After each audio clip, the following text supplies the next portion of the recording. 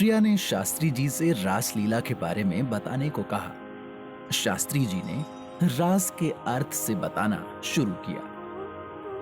रासलीला दो शब्दों से मिलकर बना शब्द है, रास और लीला। रास का अर्थ होता है भक्ति। तो इसका मतलब ये हुआ कि कृष्ण की रासलीला काम लीला नहीं थी, जैसा कि आजकल की जनरेशन समझती है। कृष्ण की रासलीला असल में भक्ति लीला थी। जब आप किसी के प्रेम में अपने आप को भी समर्पित कर देते हो तो वो प्रेम भक्ति में बदल जाता है।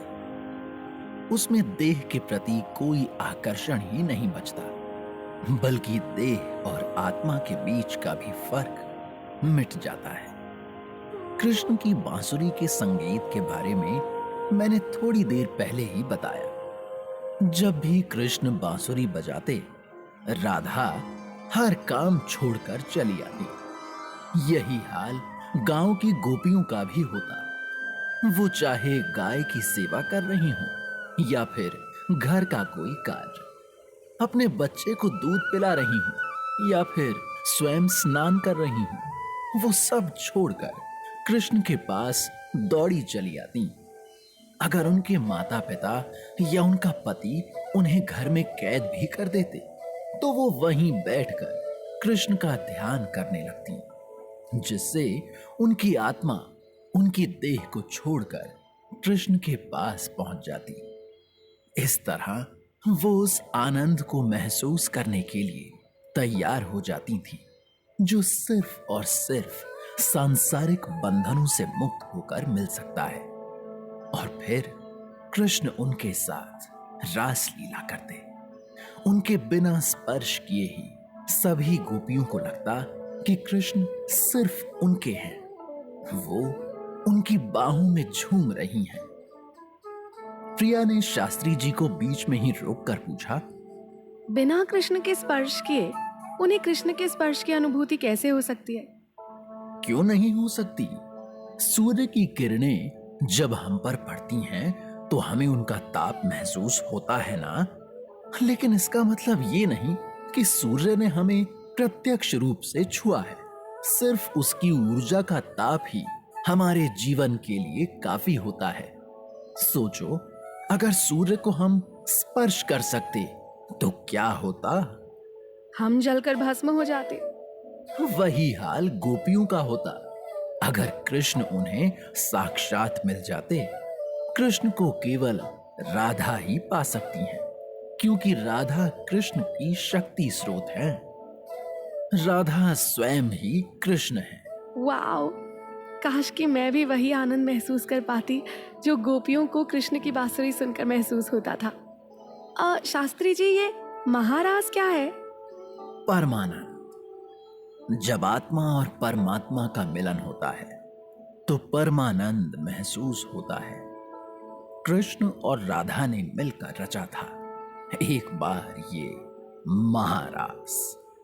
इसके होने के पीछे भी एक कहानी है, वो मैं सुनाता हूं आपको।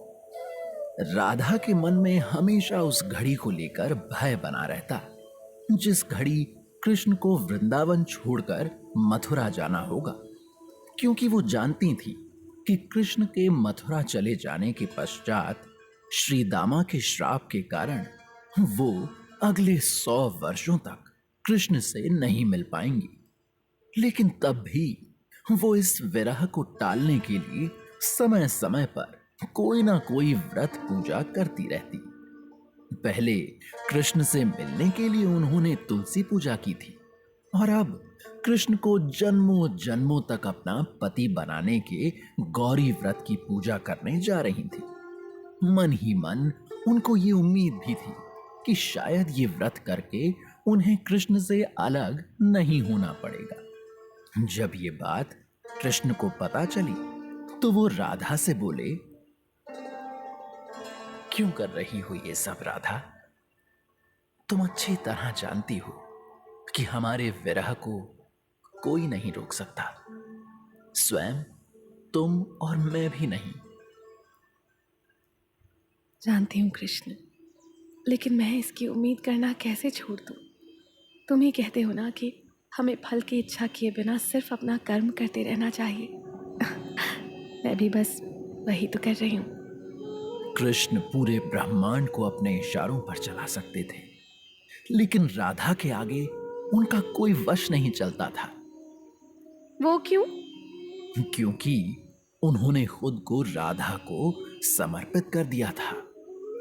प्रेम में दूसरे को वश में नहीं किया जाता, बल्कि उसको अपना वश दे दिया जाता है।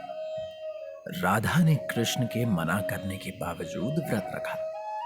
राधा के साथ सभी गोपियों ने भी कृष्ण को पति के रूप में पाने के साथ साथ इस मंशा के साथ व्रत रखा कि ऐसा करके वो सब भी कृष्ण के हृदय में राधा के समरूप स्थान पालेंगी। व्रत वाले दिन वो सब सुबह होते ही यमुना नदी, जिसे कालिंदी भी कहा जाता है, उसमें निर्वस्त्र खड़ी होकर अपनी पूजा करने लगी। लेकिन कृष्ण किसी तरह उन सबका व्रत रुकवाना चाहते थे, क्योंकि उनके लिए सभी गोपियों को राधा के समरूप खड़ा करना असंभव था और सभी गोपियों का प्रेम कृष्ण के लिए निश्चल था। अगर वो सब ये व्रत पूरा कर लेती तो कृष्ण को उन सब की इच्छा पूरी करनी ही पड़ती, और कृष्ण ये भी नहीं चाहते थे कि उनके व्रत के नियम टूटें। इसलिए वो सबके वस्त्र चुराकर कदम्ब के एक पेड़ पर चढ़ गए और राधा सहित सभी गोपियों से कहा, तुम सबको अगर अपने वस्त्र चाहिए तो पानी से बाहर आकर मुझसे ले लो। कृष्ण जानते थे कि वो सब उनको अपना पति मानती हैं, इसलिए उन्हें उनके सामने निर्वस्त्र आने में कोई पाप और कोई शर्म महसूस नहीं होगी। लेकिन इससे उनका व्रत पूरा नहीं होगा। और फिर गोपियों ने वैसा ही किया जैसा कृष्ण ने सोचा था। सभी अपने वस्त्र लेने कृष्ण के पास चली आईं, सिवाय राधा के। राधा ने कृष्ण पर ध्यान दिए बिना अपनी पूजा जारी रखी। उनकी पूजा से खुश होकर मां गौरी ने उन्हें अपने दर्शन दिए और उनसे कहा, राधा, तुम तो पहले से ही कृष्ण की जीवन संगिनी हो। तुम्हें तो ये व्रत रखने की कोई आवश्यकता ही नहीं थी। तुम जिस उद्देश्य से इस पृथ्वी पर आई हो वो तुम्हें पूरा करना ही होगा। राधा थोड़ी मायूस तो हुई, लेकिन उन्हें इस बात की प्रसन्नता थी कि उन्होंने कृष्ण के लिए ये व्रत पूरा किया। व्रत पूरा हो जाने के पश्चात सभी गोपियां कृष्ण से उनको पाने की जिद करने लगी। तब कृष्ण ने उनसे कहा कि वो सब आने वाली पूर्णिमा के दिन उनको पा लेंगी। ये सुनकर प्रिया चौंक गई और उसने शास्त्री जी से पूछा, ये कैसे संभव हो सकता था? जहां कृष्ण और राधा हों, वहां सब कुछ संभव है। सभी गोपियों की इच्छा पूरी करने के लिए कृष्ण और राधा ने शरद पूर्णिमा के दिन महारास रचा।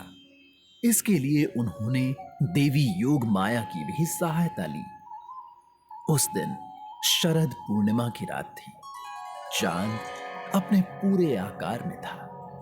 उसकी चांदनी में रंग कर यमुना और पूरा वृंदावन किसी दिव्य स्थान से कम नजर नहीं आ रहे थे। फूलों की खुशबू ने पूरे वातावरण को मंदिर में जलती अगरबत्तियों सा महका रखा था। समय होते ही कृष्ण ने एक पेड़ के नीचे बैठकर अपनी बांसुरी बजाना शुरू कर दिया, जिसे सुनकर सबसे पहले राधा खिंची चली आई।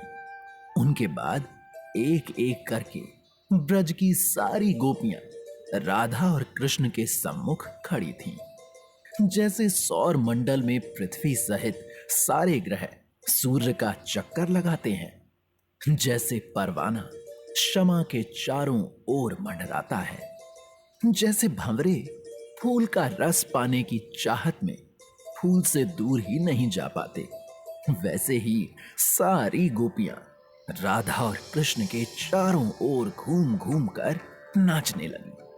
कुछ ने कृष्ण की बांसुरी के धुन के साथ ढोल की ताल मिलानी शुरू कर दी, तो कुछ ने अपनी तालियों की थाप से, किसी के हाथ में एक तारा था तो किसी के हाथ में बांसुरी। फिर जैसे ही कृष्ण ने हवा में एक बार अपनी बांसुरी घुमाई, वैसे ही एक चमत्कार हुआ। हर एक गोपी के पास अपना एक कृष्ण था और हर गोपी का चेहरा राधा जैसा हो गया। योग माया की मदद से कृष्ण ने सबको अपना एक कृष्ण दे दिया था और हर गोपी कृष्ण की राधा बन गई थी। फिर वो सब जोड़े में एक दूसरे की कमर में हाथ डालकर नृत्य करने लगे। अपनी रंग बिरंगे लहंगे चुनरी में नाचती सभी गोपियां आसमान में टिमटिमाते तारों की तरह नजर आ रही थीं। ऊपर आकाश में भी सभी देव देवता इस महारास के उत्सव का आनंद ले रहे थे। कृष्ण भी राधा के पास आकर बोले, राधा, तुम मेरे साथ नृत्य नहीं करोगी? राधा मुस्कुराकर बोली, इन सब में भी तो हम ही नृत्य कर रहे हैं। ओ कृष्ण, क्या कर दिया तुमने इन सब के साथ? कितने आनंद और उल्लास में है ये सब। कोई नशा नहीं किया इन्होंने, लेकिन फिर भी इन्हें अपना कोई होश ही नहीं। कितना सुंदर है इन सबको यूं देखना। ये परम आनंद है राधा। इस समय ये अपने कृष्ण अपने प्रेम के साथ है। प्रेम ही परमात्मा है। अपने प्रेम के साथ होने के लिए ये सब लाज, शर्म, मान, मर्यादा सब छोड़ कर आ गई। ना इस समय इन्हें किसी बात का डर है और ना ही कोई दुख। इस समय इनकी आत्मा और देह एक है और उसका मिलन उनके प्रेम यानी परमात्मा से हो गया है। इन्होंने स्वयं को पा लिया है। इससे बड़ा कोई और सुख क्या हो सकता है? मैं हमेशा से कहता आया हूं, जो मुझे सच्चे मन से चाहेगा वो मुझे अवश्य पाएगा। आज इन सब ने मुझे अपने सच्चे प्रेम से पा लिया। फिर कृष्ण ने राधा को अपनी ओर खींच लिया। वो दोनों भी साथ में नृत्य करने लगे। बीच बीच में कृष्ण अपनी बांसुरी भी बजाते जाते। वृंदावन की हर क्षय में राधा और कृष्ण का जोड़ा नजर आ रहा था। एक तरह से पूरा वृंदावन ही राधा कृष्ण हो गया था। सुबह होने में जब कुछ देर बाकी थी, तब कृष्ण ने सभी गोपियों को अपने घर चले जाने को कहा। सब बहुत थक चुकी थी, लेकिन फिर भी जाना नहीं चाहती थी। मगर कृष्ण को वो इनकार नहीं कर सकी। उन सब के जाने के बाद कृष्ण ने राधा से कहा, अब तुम भी घर जाओ। मेरे बुलाने पर सब छोड़कर चली आई थी तुम। मैं सब छोड़कर अपने सब कुछ के पास आई थी कृष्ण। तुम्हारी बांसुरी बजाते ही मेरे लिए एक क्षण भी रुकना मुश्किल हो जाता है। कैसे मैं 100 वर्षों तक तुम्हारी बांसुरी सुने बिना रह पाऊंगी? तुम्हारे बिना मेरी बांसुरी में भी संगीत कहाँ रह जाएगा? कृष्ण के इतना कहते ही कृष्ण और राधा दोनों की आंखों से आंसू बहने लगे और फिर कृष्ण ने राधा को अपने आलिंगन में ले लिया। महारास का वर्णन सुनकर प्रिया के रोंगटे खड़े हो गए थे। उसने शास्त्री जी से कहा, मुझे तो सुनकर ही ऐसा लगा कि कृष्ण के महाराज की ताप मुझ तक भी पहुंच गई। मगर राधा कृष्ण के लिए मेरा दिल भर भर के आ रहा है। किसी और से विवाह करने पर कितनी पीड़ा से गुजरना पड़ा होगा उनको। अब आगे मैं इनके विवाह के किस्से ही बताऊंगा।